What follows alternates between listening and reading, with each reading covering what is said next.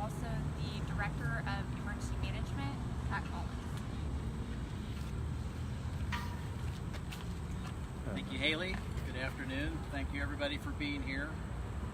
Obviously, we had a tremendous rainfall event over the last 12 hours. The Corps of Engineers reported 8.9 inches of rainfall overnight. That created a flash flooding situation along Wildcat Creek. Really appreciate the work of Riley County Emergency Management, the Manhattan Fire Department, the Riley County Fire Department, the Public Works crews from the city and the county, Riley County Police Department. Really all the first responders have been working great since about 4:30 this morning to get folks that were in harm's way evacuated and out of the way into safety. And I think they did a great job with that. The roads were blocked off early in the morning, and it was somewhat difficult to get folks evacuated. It really started on the west side of town, over along Scenic Drive when the creek came up over that bridge, and areas that were affected there, Highland Ridge, several apartment buildings there and some homes. Also Garden Way was the next area that was affected. Lots of apartments in that particular area. Also Redbud and Hunter's Island. So a number of areas that were impacted by this flash flooding event. And a lot of commercial properties as well that border up to Wildcat Creek. It was one of the most significant events that we've experienced in my history here, as well as many people can remember that things got flooded this time that have never been flooded before even in some of the rural areas. An emergency shelter has been set up at Potter Hall. That's in Seco Park. That's located at 1710 Avery Drive in Seco Park. That's a county facility that can accommodate that. And a second emergency shelter is being established at Bramlage Coliseum. Also, it's estimated about 300 individuals have been impacted as of now, and that we're still working to try, and some of those folks have elected to go to the shelters, and others are working with friends. Volunteers and donations are not needed at this time specifically by either the city or the county. We encourage you to check with the Red Cross as they're heading up the evacuation centers and staffing those. So because it's a flash flood event, there's not a lot of work that can be done, at least at this point, with some cleanup. One of our next priorities is really looking at safety, allowing folks that can go back to their areas. There's still about roughly, I think we're estimating around 750 people that still don't have power. So some of the issues with the power there is that if the building was flooded, it's got to be inspected to make sure it's safe to be able to turn that power back on. Otherwise, it's a high fire danger. So that's one of the issues that we're working. We have damage assessment teams that are going out from the City of Manhattan's Fire and Code Department this afternoon, being accompanied by Riley County Police Department and other folks. Really, it's our highest priority to make sure things are safe. We're trying to also identify if they weren't impacted by the waters, we can try and get their power back on. Westar has a team here also and is cooperating and helping us in that endeavor as well. The other aspects I just would want to reiterate, we appreciate everybody's patience. We have a couple of traffic issues that were resolved by the floodwaters, or that were caused by the floodwaters. The first is the bridge at Scenic Drive, where across Wildcat Creek, the water was up and over that bridge. They're waiting for that water to recede enough so that the engineers can go in and inspect those bridges and make sure they're safe to reopen. That's also the case down here on Fort Riley Boulevard. Those bridges remain closed because the water was up and against those bridge structures as well. And KDOT is coming in this afternoon, Kansas Department of Transportation, to inspect those bridges so we can hopefully get traffic back open and circulating a little bit better. Also, the Union Pacific Railroad is closed at that point too until they can assess the safety of that particular bridge that was impacted by the floodwaters. With that, Pat Collins, Riley County Emergency manager and I would be happy to stand for any questions, unless Pat, if you have anything to say. I mean, you've been at it a long time, kind of started the morning off early, and so we appreciate all your efforts. Thank you. I think the key is that it's not quite over yet. We still got flooding. We've got people that are sheltered in place in flooded areas. So our goal is still to get those people out. They're safe right now at home, but they're probably not going to be able to spend the night there. So if we can get them out safely, we're going to get them out. If we can shelter them in place, we'll shelter them in place, keep them safe. Are you preparing for any more, if there is a lot more rainfall this week, are you doing anything to prepare for that?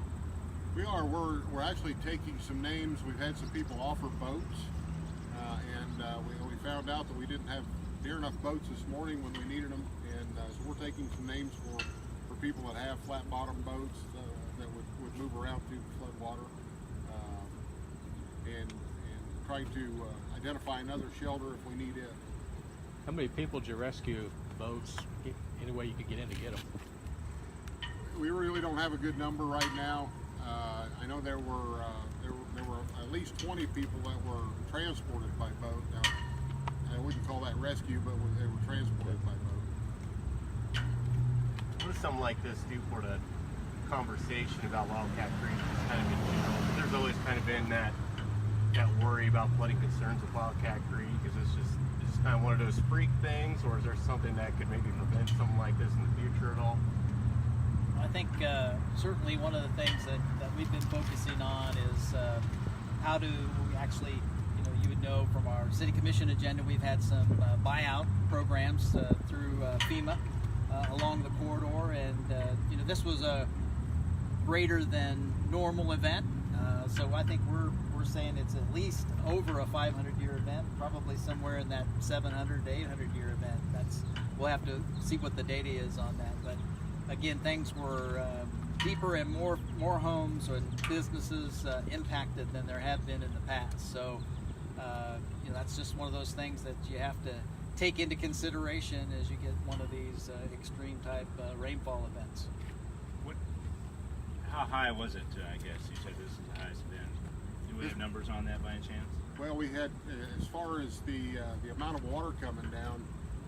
Give you an example. We were in the gauge area of around 21 and a half feet at the scenic bridge in 2011, and we estimated it around 26 today. So we had that much more water that quick. Now Keats had that much more water, but when you go north of there, close to Riley, there was hardly any flooding at all. So most of that fell between here and Keats and north of here that would flow down or coming off Fort Riley. Yeah, I learned from this. I'm sorry about that. You learned from this that you definitely got to get more advance notice, because people are saying, I had less than 20 minutes notice. They were pounding on my door in 20 minutes and the water was up on us. Can you learn from that? I know each time you're trying to learn something new. Does that mean next time, guys, let's knock on doors? It's tough to knock on people's doors if there's not going to be a flood. I know that. So that's one of the challenges you have with a flash flood event, is just how much notice are you going to have.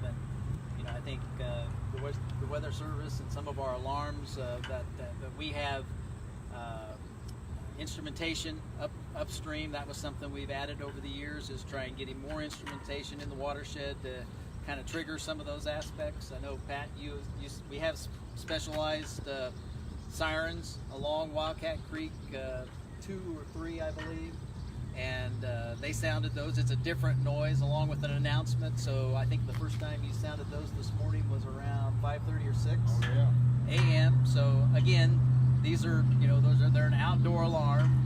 I know you hit the alert us, so it really makes a difference when people sign up for emergency notices through the county and other things. So they have a weather radio, the warnings. If you were signed up for those, you got continuous warnings all morning long, from starting very early. So I do think our crews did a phenomenal job of getting to people. Obviously, this with a fast event like this, I think we emptied all our fire stations The police were out in force to get as many folks as we could. We had city workers out trying to go and beat that stream of water through the system, and so it's just a lot of folks to contact. But that's something we're certainly going to look at. But the key there, I think, is there's a lot of individual instrumentation, whether it's your smartphone or something else, that you can sign up for these alarms, and then they'll sound. So they did this morning. But it's a good question. Part of it's buy-in. I know that 9 days out of 10 you don't worry about that. In fact, you don't want to get woke up in the middle of the night. So when you go to bed and it's raining, if you turn your phone on vibrate, you may not get the notice. So I think there were people out there that didn't get the notice. Noticed there was two Riley County cruisers that were underwater at the Garden Way Apartments, and a city truck. Was there any other city or police or fire property that sustained any damage? Not that I'm aware of. I do know that there were some, that just to show you how quick things were happening. You had part of the warning crews that were out trying to get people out, get people warned, that got caught with the quick water as well. And so, to my knowledge, there was no other huge significant We had one firefighter. damage. One firefighter injured? Okay. Got bit by a cat. Uh-oh. Pat, you were doing lots of press conferences in '93. I was there. How does this beginning of this feel to you with the possibility of rain all week? Well, there's a chance of that. The lake's been pretty empty, but it's going to fill up fast because Lincoln got 7-8 inches the night before, and it got another 5 last night.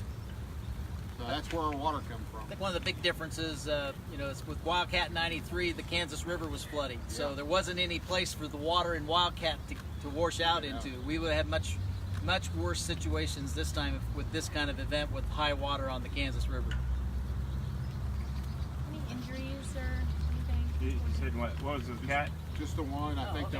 there was one firefighter that was injured, had some kind of an injury with a One cat bite firefighter or a injured. scratch or something like that. I think we had a few water rescues besides just the helping people to get out of harm's way, but I don't think there was anything serious. David, any injuries? Just a few very minor injuries, nothing significant at all. Treated on scene. Okay, thank you. We did have a wildlife and parks boat pick somebody out of a tree Where was that had at? been out walking and got swept off the trail. You know where that was at? Annenberg Park.